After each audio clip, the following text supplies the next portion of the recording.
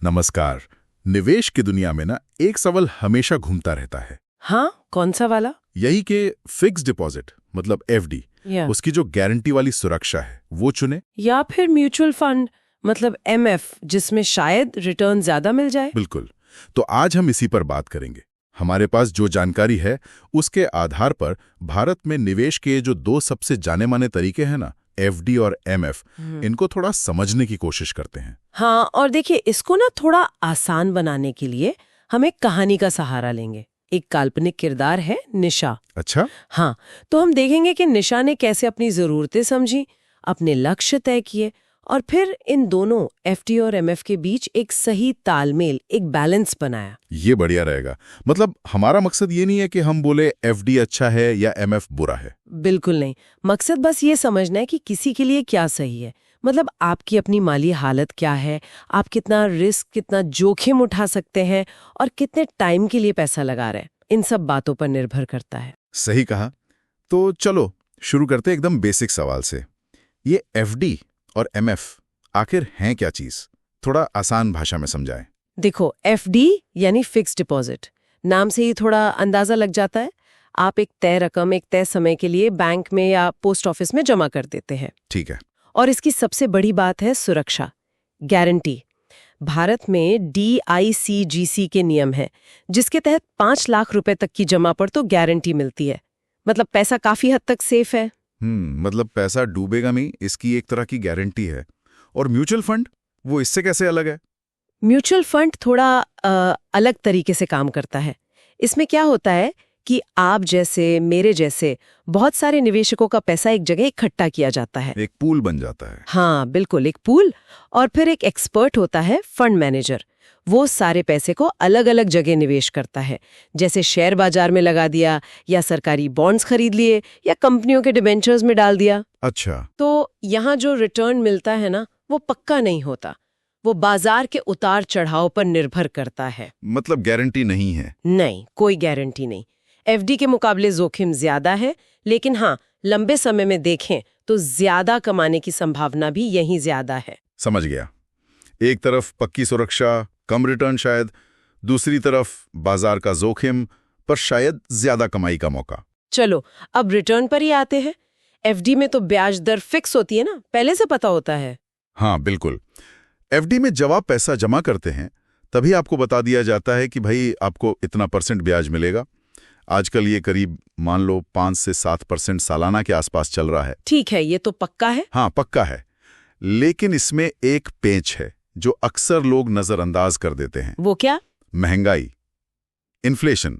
हमारे पास जो जानकारी है वो बताती है कि कई बार एफडी का ये 5-7% का रिटर्न उस समय चल रही महंगाई दर से बस थोड़ा सा ही ज्यादा होता है। अच्छा, और कभी कभी तो उससे कम भी। मतलब आपका पैसा बैंक में बढ़ तो रहा है, पर उसकी असली कीमत, जिसे हम खरीदने की ताकत कहते हैं, वो शायद उतनी नहीं बढ़ रही या कम हो रही है। अरे, ये तो बड़ी सोचने वाली बात है। मतलब एफडी का रिटर्न महंगाई को भी नहीं हरा पाता कई बार। और म्यूचुअल फंड की रिटर्न का क्या सीन है? म्यूचुअल फंड का रिटर्न, जैसा मैंने कहा, बाजार पे निर्भर है, और इस पर भी कि पैसा लगा कहाँ है। अगर इक्विटी फंड्स हैं, मतलब पैसा शेयरों में लगा है, तो उनमें लंबी अवधि में, मान लो 10-15 साल में, औसतन 10-15% या उससे भी ज्यादा रिटर्न देखने को मिला है। काफी ज्यादा है ये तो एफडी के मुकाबले। हाँ, लेकिन ये औसत है, गारंटी नहीं। बाजार ऊपर नीचे होता है। वहीं अगर डेट फंड्स हैं, जिनमें पैसा बॉन्ड्स वगैरह में लगता है, तो उनमें रिटर्न एफडी के आसपास ही रहता है, जैसे 6-8%। लेकिन लंबी अवधि के जो लक्ष्य होते हैं ना, जैसे रिटायरमेंट हो गया, बच्चों की ऊंची पढ़ाई हो गई, उनके लिए इक्विटी फंड्स महंगाई को हराने में ज्यादा कामयाब हो सकते हैं। ठीक है, रिटर्न और सुरक्षा समझ आ गई। पर एक और चीज है, लिक्विडिटी। मतलब अगर मुझे बीच में पैसे की जरूरत पड़ जाए तो पैसा निकालने में आसानी किसमें है? देखो, एफडी में क्या होता है, एक लॉक इन पीरियड होता है, जैसे 1 साल, 2 साल, 5 साल। अगर आप उस समय से पहले पैसा निकालते हैं, मैच्योरिटी से पहले, तो बैंक अक्सर पेनल्टी लगाता है, आपका कुछ ब्याज काट लेता है। मतलब जरूरत पड़ने पर पैसा निकालने में नुकसान हो सकता है। और म्यूचुअल फंड में? ज्यादातर म्यूचुअल फंड्स, खासकर ओपन एंडेड वाले, काफी लिक्विड होते हैं। एक होता है ELSS, जिसमें टैक्स बचाने के लिए 3 साल का लॉक इन होता है, उसको छोड़ दें तो बाकियों में? बाकियों में आप अपना पैसा आमतौर पर 1 से 3 वर्किंग डेज में वापस पा सकते हैं। कुछ लिक्विड फंड्स तो और भी जल्दी पैसा दे देते हैं, कभी कभी तो सेम डे भी। अरे वाह, ये तो काफी बड़ा फर्क है, खासकर अगर कोई इमरजेंसी आ जाए। अच्छा, अब एक और जरूरी बात, टैक्स। जो कमाया उस पर सरकार को कितना देना होगा। एफडी से जो भी ब्याज मिलता है वो आपकी टोटल इनकम में जुड़ जाता है। अच्छा। और फिर आप जिस इनकम टैक्स स्लैब में आते हैं, 10%, 20%, 30%, उस हिसाब से आपको टैक्स देना पड़ता है। यानी सीधे सीधे इनकम में जुड़ गया। हाँ।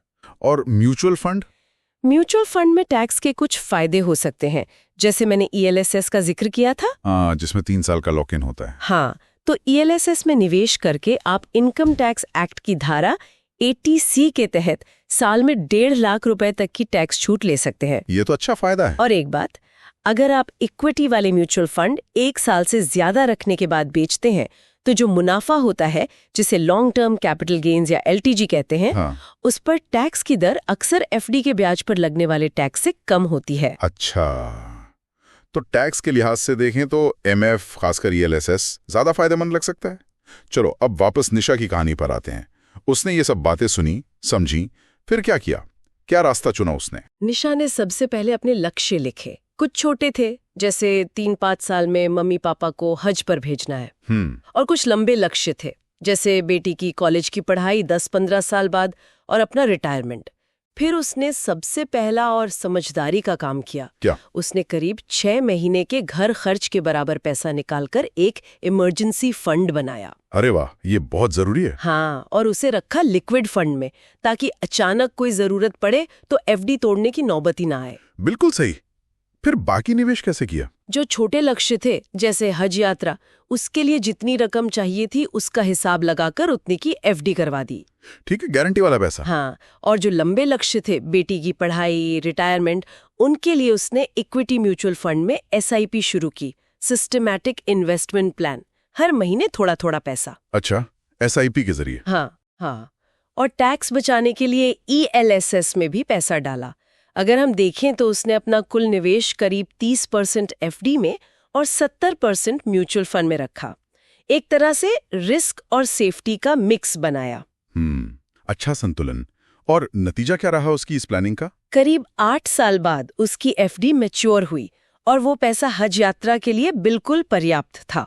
बहुत बढ़िया। और SIP चलती रही। बाजार ऊपर नीचे भी हुआ इन 8 सालों में, लेकिन उसके म्यूचुअल फंड पोर्टफोलियो की वैल्यू बढ़कर लगभग 25.5 लाख रुपए हो गई थी। अरे वाह! तो वो न सिर्फ अपने लक्ष्यों के करीब पहुंच रही थी, बल्कि आर्थिक रूप से काफी सुरक्षित और कॉन्फिडेंट महसूस कर रही थी।